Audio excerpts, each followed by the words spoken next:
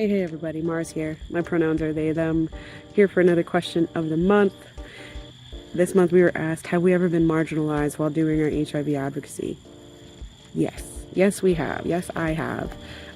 I've been limited with the different events that I have maybe wanted to do or wanting to sponsor because the HIV stops with me.org has HIV in the name, or the title of the workshop, or the title of what it is I'm trying to do. Almost, it can't have HIV in the name, or it's not going to entice people to come and listen or watch or hear, which is disheartening.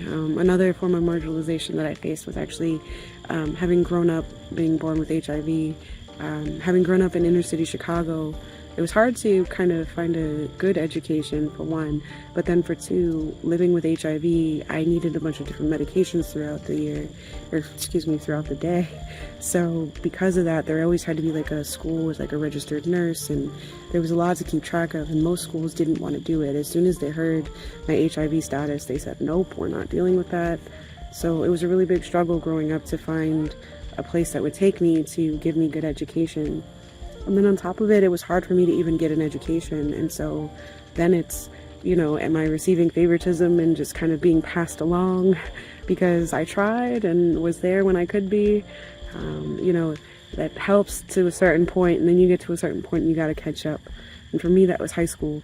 And, but I think the marginalization happens when we don't have access to certain things. And growing up in inner city Chicago, access to good health care wasn't exactly, I was lucky to be going to one of the main universities, and I was lucky that my aunt had a decent job with decent health insurance that could allow us to go and, get all the different things. I know I was on Medicaid, but it allowed for us to be able to access care at the university, which was kind of the leading care in HIV at the time.